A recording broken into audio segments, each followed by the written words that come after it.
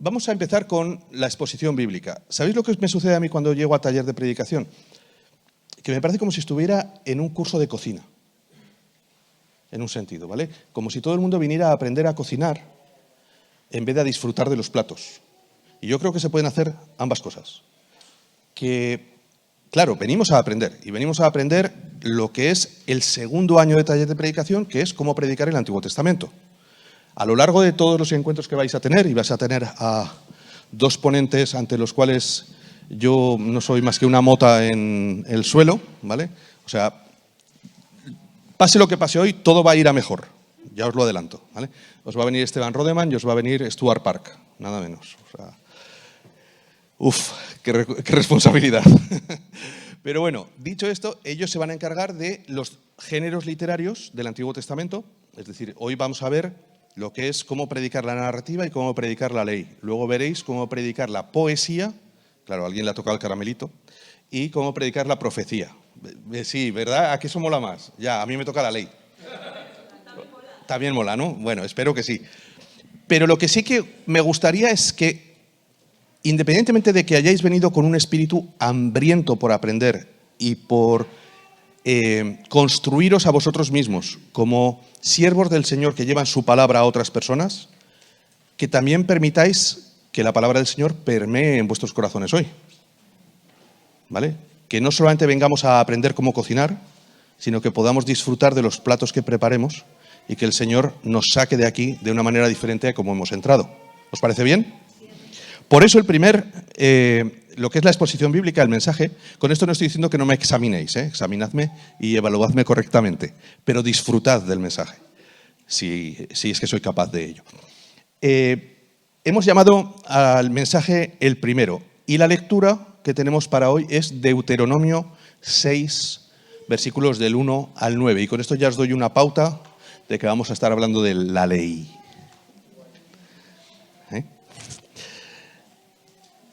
Ya sabéis que la costumbre nuestra es que quien expone usa como texto base algo de lo que luego vamos a ver en las plenarias, ¿vale? Para que nos pueda servir de modelo para algunas cosas. Eso de servir de modelo me hace temblar las piernas un poquito. Vamos con Deuteronomio 6.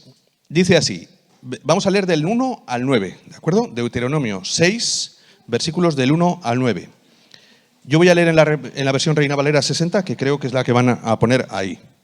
Estos, pues, son los mandamientos, estatutos y decretos que el Señor vuestro Dios mandó que os enseñase para que los pongáis por obra en la tierra a la cual pasáis vosotros para tomarla. Para que temas al Señor tu Dios, guardando todos sus estatutos y sus mandamientos que yo te mando, tú, tu hijo y el hijo de tu hijo, todos los días de tu vida, para que tus días sean prolongados. Oye, pues, oh Israel, y cuida de ponerlos por obra, para que te vaya bien en la tierra que fluye leche y miel, y os multipliquéis como te ha dicho el Señor, el Dios de tus padres. Oye Israel, el Señor nuestro Dios, el Señor uno es. Llamarás al Señor tu Dios de todo tu corazón y de toda tu alma y con todas tus fuerzas. Y estas palabras que yo te mando hoy estarán sobre tu corazón y las repetirás a tus hijos y hablarás de ellas estando en tu casa y andando por el camino y al acostarte y cuando te levantes, y las atarás como una señal en tu mano y estarán como frontales entre tus ojos y las escribirás en los postes de tu casa y en tus puertas. Bueno, aquí hay mucha gente muy joven que no sé si ha oído alguna vez hablar de lo que es una tarjeta black. Pero los que tenemos ya una cierta edad hemos vivido algunos escándalos en España con las famosas tarjetas black. Yo os he traído una. ¿Vale? La he dejado ahí puesta, porque aunque no lo sepáis, yo soy el hombre más rico del mundo. Disimulo, ¿vale? Disimulo, pero soy el hombre más rico del mundo. Y a mí me gustaría cambiar vuestras vidas para siempre. Y no solo las vuestras, sino la de las gentes que están a vuestro alrededor. Os voy a hacer una propuesta. Es una propuesta que podéis aceptar o no aceptar, ¿vale? La propuesta es muy sencilla. Yo tengo esa tarjeta, tengo una para todas las personas que acepten el trato. Esa tarjeta va a tener 1.000 euros por día para sacar en el banco. ¿Ok? Es decir, tú vas a recibir esa tarjeta y cada día se va a recargar con 1.000 euros. Tú vas al banco, lo sacas y ya está. Durante ese día ya no hay más, pero al día siguiente volverá a haber otros 1000, y al día siguiente otros 1000, y al día siguiente otros 1000, excepto el domingo, que el domingo no hay dinero. ¿Ok? Si un día te olvidas de ir al banco, esos 1000 euros se pierden. Entonces, mi propuesta para ti es la siguiente. Si echas las cuentas, vas a ver que más o menos tendrías 26 días al mes, más o menos en meses normales, 26 días de ir al banco. ¿Ok? Pero vamos a imaginarnos que por algún motivo 2 días al mes fallas y no puedes ir. De hecho, puedes hacer incluso triquiñuelas de ir a las 11:55 de la noche, sacas lo de un día, te esperas 5 minutos y sacas lo del día siguiente también, ¿no? Y así en un solo viaje haces 2 días y luego tienes 2 días libres, ¿vale? Pero hay algunas características. La primera es que el PIN de la tarjeta cambia cada día, por si acaso te lo roban. Entonces, ¿qué tienes que hacer? Justo antes de ir a sacar, cuando ya estés en el cajero si quieres, me llamas a mi número de teléfono y yo te digo el PIN de ese día. ¿Ok? Primera condición. Entonces, no te olvides de mi número de teléfono. La segunda condición es mi recomendación. Dado que vas a tener, vamos a imaginar 24.000 de los 26.000 euros y que 2 días por C o por B te falla, pues a lo mejor no has podido ir o lo que sea. Con 4.000 euros puedes vivir bien. Con 4.000 euros puedes vivir bien. Toma los otros 20.000, divídelos en 5 partes y bendice a 5 familias para el resto de su vida. De esa manera, tú tienes tu vida asegurada y 5 familias también la van a tener. ¿Os parece un buen acuerdo? Os voy a decir que es todavía mejor. El día que vuestros hijos se emancipen de vuestra casa, si lo desean, recibirán una tarjeta igual. Y podrán hacer lo mismo. Bendecir a otras 5 familias. Y los hijos de sus hijos, igual. Es más, las familias a las que vosotros bendecís, sus hijos podrán hacer el mismo pacto conmigo. Solo les tienes que recordar el número de teléfono y las reglas. ¿Os parece un buen acuerdo? ¿Os imagináis, si esto se hiciera de manera progresiva, cuántas familias podríamos estar bendiciendo al cabo de 50, 60, 80 años? Porque claro, es progresivo. A las 5 familias que tú vas a bendecir, sus hijos pueden bendecir a otras 5 familias y así sucesivamente. Sin embargo, yo lo que me imagino es que probablemente tú seas fiel durante tu vida, pero tus hijos, según como tú los hayas criado, se acostumbren a vivir fácil y resulte que luego alguno no se acuerda del número de teléfono, otro no le apetece ir todos los días. Total, ya tengo mis 4.000 o 6.000 u 8.000 euros. ¿Para qué voy a ir todos los días? ¿O por qué voy a repartir?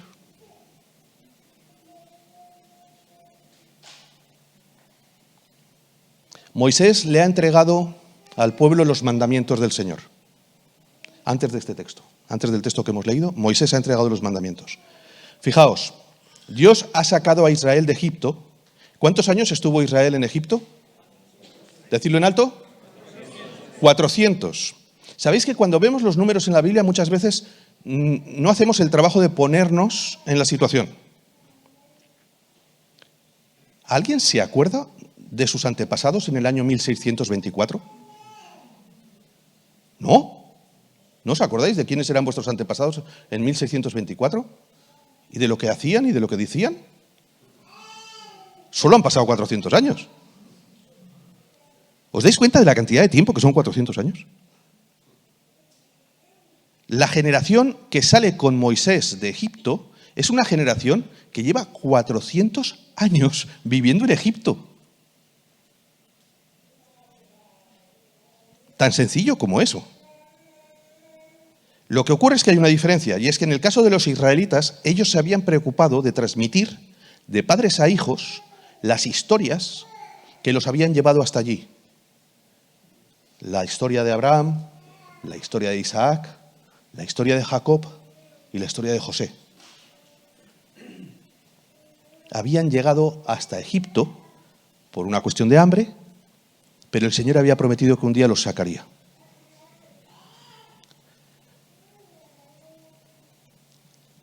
Pero claro, son 400 años de influencia.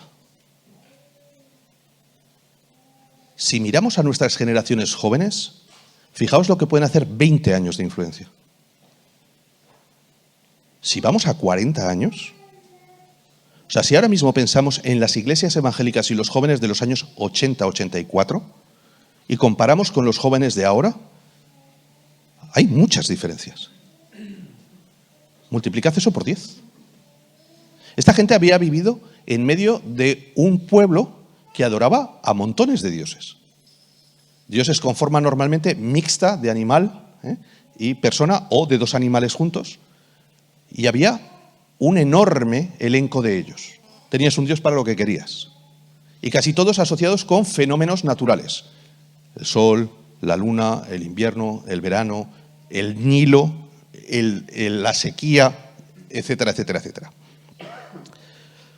Por eso, en el texto que hemos leído, se lee varias veces el Señor, tu Dios, el Señor, vuestro Dios, el Señor, nuestro Dios, y el Señor, ¿cuánto es? Uno. No os olvidéis, Israel, habéis vivido 400 años aquí, pero vuestro Dios, no los suyos, el vuestro solo es uno. Durante toda tu vida habrás oído montones, bueno, ahora además en YouTube salen un montón de anuncios, ¿no?, que van a cambiar tu vida. Solamente tienes que dedicar 2 horas al día a hacer 4 vídeos de YouTube y no sé qué, y vas a ganar 4.623, además te lo dicen hasta con los céntimos, euros al día, ¿no? Has oído a muchísimos charlatanes, pero la única tarjeta verdadera es esa. Y eso mismo le está pasando a Israel. Israel está oyendo un montón de influencias de charlatanes que dicen que son dioses, que pueden hacer esto o aquello. E Israel todavía, no os olvidéis, todavía no es una nación. ¿Vale? No es un país, como lo entendemos. Israel llega a Egipto como una familia que crece. Y muchos de vosotros habéis venido de fuera. Y los que venís de fuera, yo he vivido bastantes años fuera de España también y sé lo que es el estar en un país que no es el tuyo, por muy bien acogido que estés y por mucho que te integres. Al final sigues siendo un extranjero. Tus hijos se adaptan. Tus hijos, de hecho, pierden el acento. En algunos casos, tus hijos ya ni se acuerdan de su origen, porque depende de la edad con la que fueron para allí. Pero ¿y los nietos? Los que venís de países de fuera sabéis perfectamente qué sucede con la gente que llegó a vuestro país, que tuvieron hijos y tuvieron nietos. Probablemente vosotros sois, muchos de vosotros, nietos o bisnietos de emigrantes en vuestro país. Pero ahora os sentís de aquel país, no del país de vuestros abuelos. Israel no era una nación, era una familia, era una raza. Eran los descendientes de Abraham, de Isaac y de Jacob. Pero, para ser un país, para ser una nación, ¿qué era lo que necesitaban? Un territorio. Y ese territorio se llamaba Canaán. Para poder pasar de ser una familia esclavizada en Egipto a una nación, había unas pautas. ¿Sabéis cómo se llaman esas pautas? La ley. Es así de sencillo. Es el manual para convertiros en una nación. Por eso he titulado el primer punto, la ley, un regalo, que va de los versículos 1 al 3 que ya hemos leído. Os voy a poner un ejemplo para que me digáis si os parece, si vuestra actitud es la misma. Si yo os digo GPS, señal de tráfico, ¿vuestra actitud es la misma? ¿Pensáis lo mismo de ambas cosas? No. ¿Por qué? Porque ambas nos ayudan, pero una es opcional y la otra no. El GPS es una ayuda que te guía, pero puedes no hacerle caso, ¿verdad? Y no va a pasar nada. La señal de tráfico no solamente está para guiarte, está para que la cumplas. Puedes incumplirla, pero entonces te va a ir mal. Es curioso porque muchas veces consideramos a la ley como una señal de tráfico y entonces la entendemos como una carga. Cuando en realidad la ley se parece mucho más a un GPS en nuestra actitud. En realidad la ley es como una señal, ¿vale? Pero nuestra actitud debería ser la que tenemos al GPS. Ahora, cuando yo venía hacia aquí, había o sea, la casa donde resido cuando venimos aquí a Bilbao está en Guriezo, los que sois de aquí sabéis más o menos dónde está, un poquito más allá de Casturdiales, y es una zona llenísima de radares. Y de hecho hoy había dos coches de poli parados en distintos sitios también y se veía que estaban con el radar, ¿no? Entonces, tú vas viendo que la gente no considera eso como una ayuda para evitar el peligro, sino como una carga. Sin embargo, fijaos lo que dice Moisés. Moisés dice en el versículo 1 que esos mandamientos van a tener que ser aplicados en la tierra que Dios, ¿qué dice? Que va a ser vuestra. O sea, esto que yo os estoy diciendo lleva acompañado una promesa y es que vais a tener una tierra vuestra. No vais a vivir como esclavos en Egipto, en un país que no es el vuestro. Esta ley es la señal de identidad de vuestro propio hogar, de vuestra propia casa, donde vais a poder crecer vosotros y vuestros hijos y los hijos de vuestros hijos libres porque es vuestro territorio. En el versículo 2 dice que si se cumplen los mandamientos se van a prolongar los días de su vida. Y en el 3 dice que si cumplen los mandamientos prosperarán financieramente y también familiarmente. Es decir, lo que les está diciendo Moisés, chicos, la ley es un regalazo. La ley os da la libertad de vivir como nación. Va a hacer que vuestras vidas sean más largas, más prósperas, más fructíferas, no solo las vuestras, sino también las de vuestra familia. Es la tarjeta. Es la tarjeta que resuelve tu vida, la de tus hijos, la de las personas que tienes alrededor, por generaciones y generaciones y generaciones. Debo decir que esto que os voy a expresar ahora, yo alguna vez lo he sentido y cuando no cuido mis pensamientos, lo siento, ¿vale? Pero es incorrecto. Si a alguno más le ha pasado, ya sé que no estoy solo.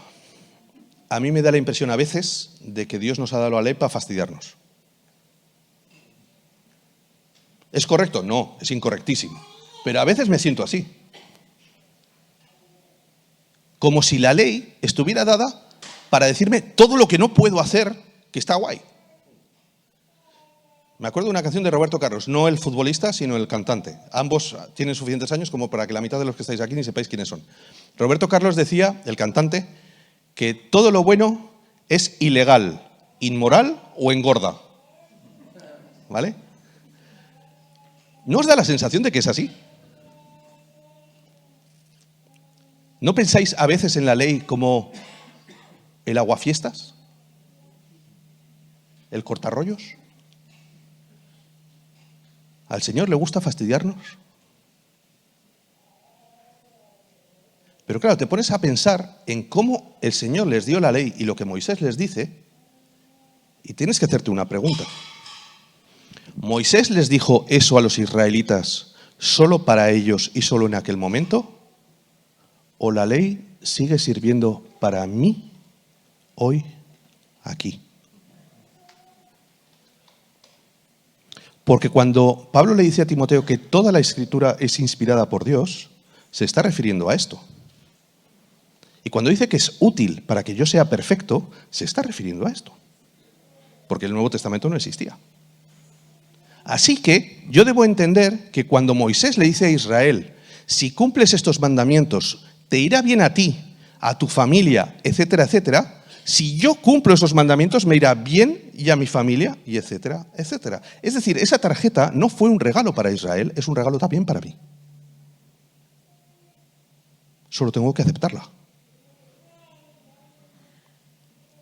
Por eso, vamos al segundo punto. El segundo punto lo llamamos la ley, un mandamiento. Y serían los versículos 4 y 5. Lo que ocurre es que esos versículos tienen dos formas de expresarse. Una es la que hemos leído y la otra está en el Nuevo Testamento, en Marcos 12.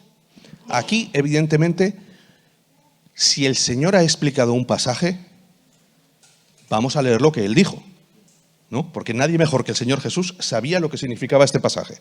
Así que Marcos 12, versículos del 28 al 34, Marcos 12, 28 a 34, dice así.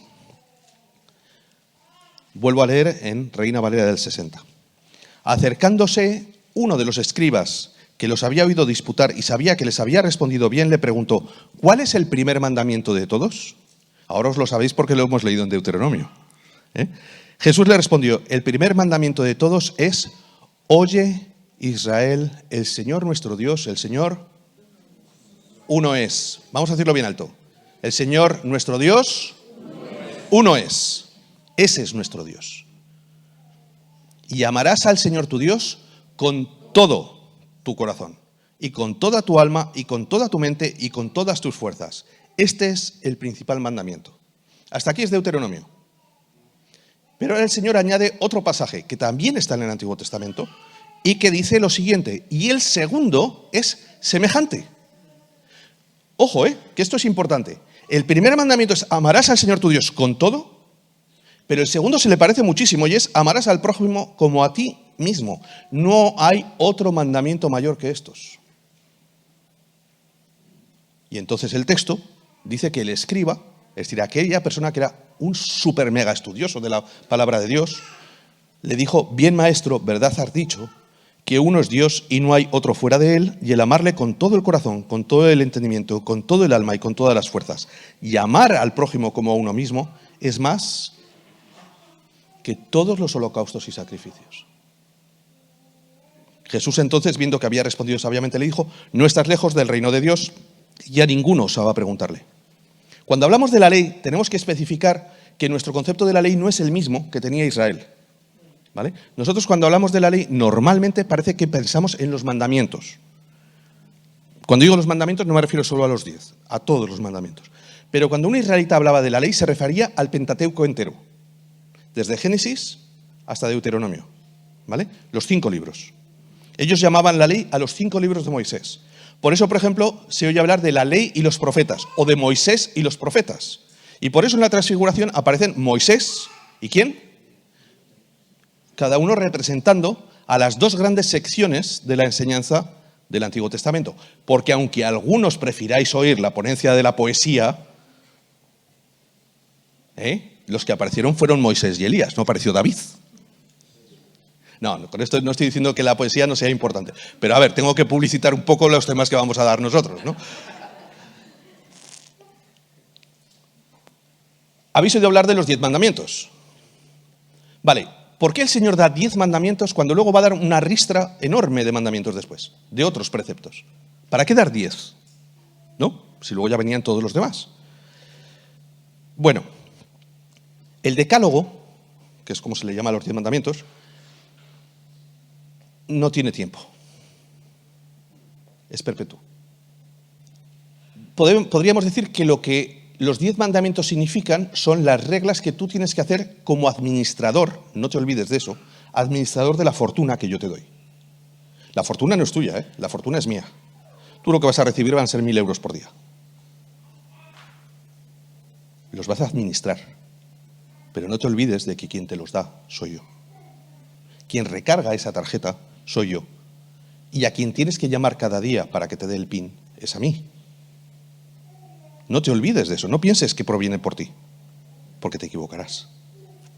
El decálogo lo que nos hace es enseñarnos que existe una dualidad en nuestra relación con Dios. Hay 4 mandamientos verticales, es decir, mi relación con Dios, y 6 mandamientos horizontales, mi relación con los demás. 4 verticales, 6 horizontales. Fijaos que lo que el Señor siempre ha querido es restaurar la relación del ser humano con Él, siempre.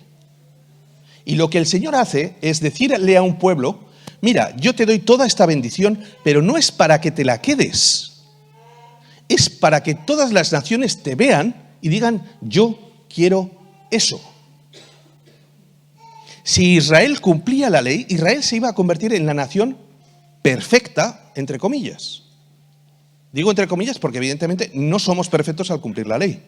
Pero si pudiéramos cumplir la ley, si Israel hubiera cumplido la ley con el corazón del Señor, Israel habría sido luz a las naciones. Y todas las naciones habrían visto a Israel y habrían dicho, yo lo quiero para mí, yo quiero la tarjeta para mis hijos, yo acepto el pacto. ¿Dónde hay que firmar? El Dios de Israel tiene que ser mi Dios, tiene que ser el de mis hijos. Yo quiero que esos preceptos cambien mi vida y la de mi familia porque veo que son buenos. Y llega el hombre y lo estropea todo. ¿Os acordáis de los fariseos diciendo que podías tomar el dinero que es para cuidar de tus padres y darlo como ofrenda? ¿Sabéis lo que estaban haciendo? A eso se le llama honrar padre y madre. Honrar padre y madre no es obedecerlos, también, pero sobre todo es cuidar de ellos. ¿Es un mandamiento vertical u horizontal? Horizontal. Pero si yo cojo ese dinero que es para ayudar a mis padres y lo doy como ofrenda, ¿en qué lo transformo? En vertical.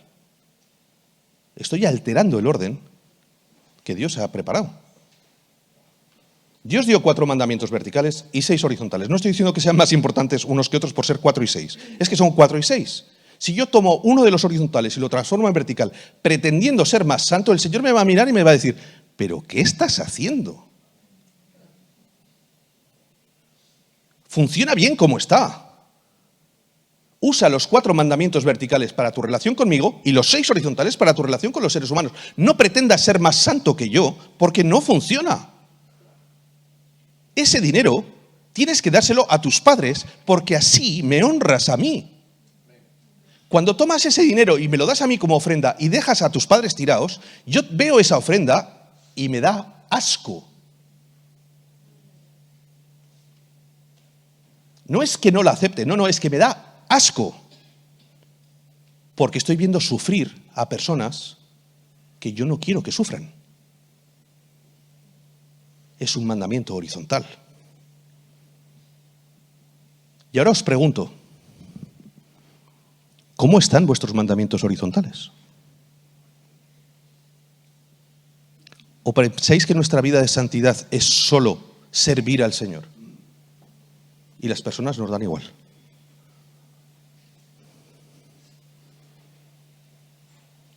Qué bien se está en un local nuevo y con actividades para jóvenes y con actividades para niños. ¿Y la gente que se va al infierno de allá afuera?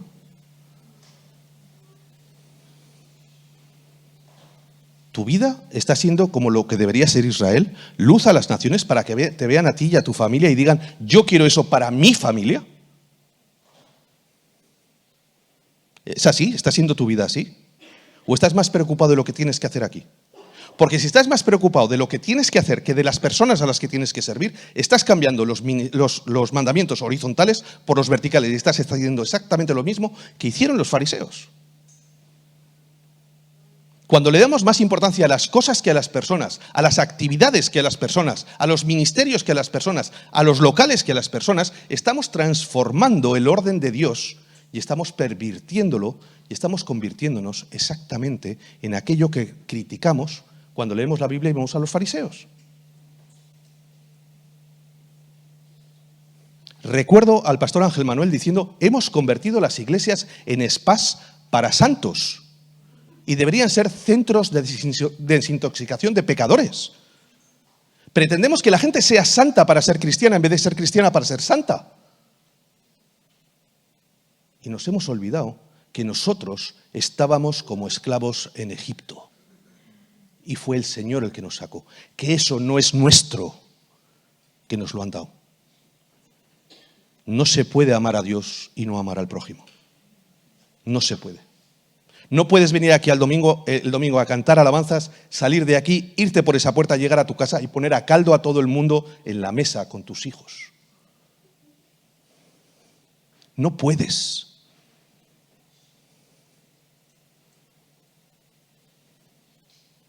No puedes salir de aquí el domingo lleno y el lunes volver a ser la misma persona. No puedes ser un gran cristiano cuando estás entre tus hermanos y un gran mundano cuando estás con los del mundo. Porque vamos al tercer punto, y aquí terminamos ya. El tercer punto es que la ley es un legado y es perpetuo. Me encantan los memoriales. Me encantan los memoriales. Debo decir que tenemos un problema los que somos cristianos desde los años 70 y 80 en nuestro país, ¿vale? Llevamos una carga que no es buena, y es la carga del catolicismo. Hemos vivido, yo he hecho la primera comunión, es decir, yo soy primera generación, yo he sido católico, ¿vale? Pero además provenimos de una historia en la que el catolicismo nos ha oprimido y ha sido el principal enemigo de la fe para nosotros. Y por lo tanto, la Iglesia evangélica ha huido a todo lo opuesto que sea el catolicismo. Y con eso, cualquier cosa que huela a imágenes nos repugna. Y es lógico, las imágenes son pecado, pero los memoriales no. Recordad que el arca tenía querubines encima. Hay determinados símbolos en Israel que se ponen para que la gente se acuerde. En la iglesia en la que nosotros asistíamos en Brasil, estaban haciendo, bueno, están todavía en proceso porque es enorme, la iglesia es muy grande, ¿vale? Ahora tiene 17.000 miembros y en el templo caben 5.000 personas sentadas. Y una de las cosas que han hecho ha sido poner vidrieras con las escenas de la Biblia. Son preciosas. Pero probablemente si yo las viera en los años 80, diría, esto me huele a Iglesia Católica.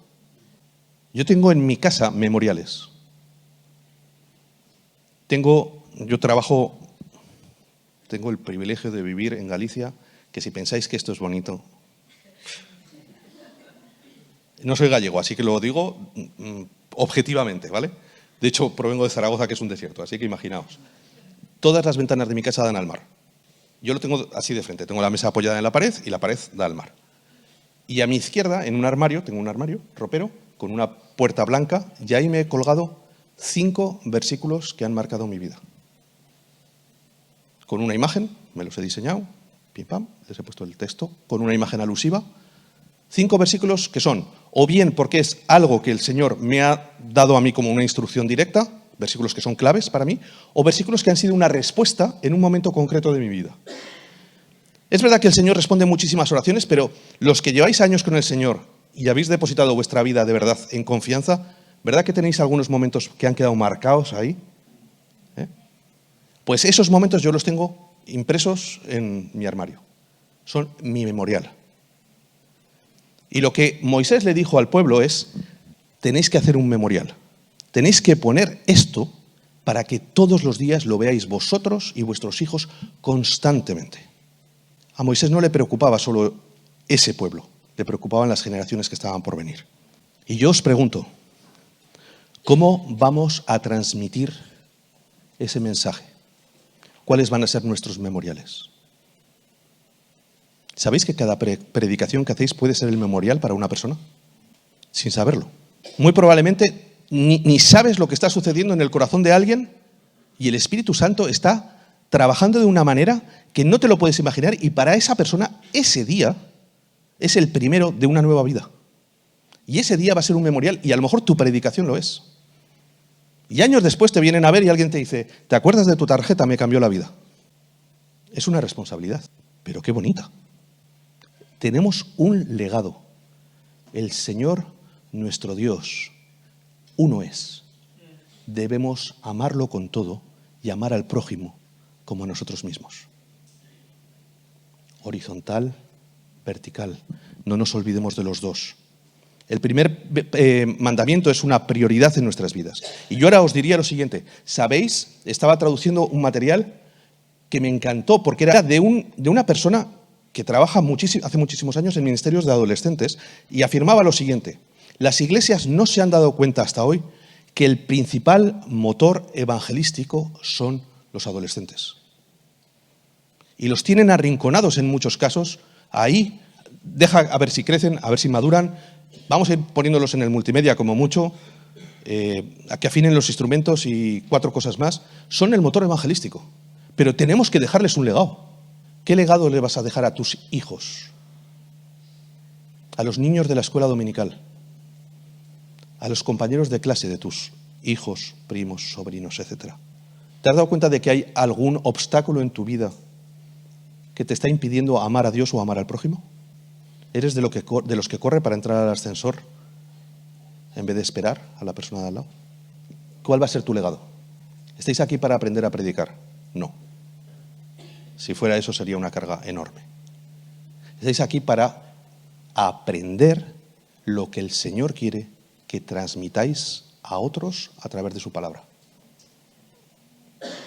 En la medida en la que seáis fieles administradores de lo que habéis recibido, daréis y bendeciréis.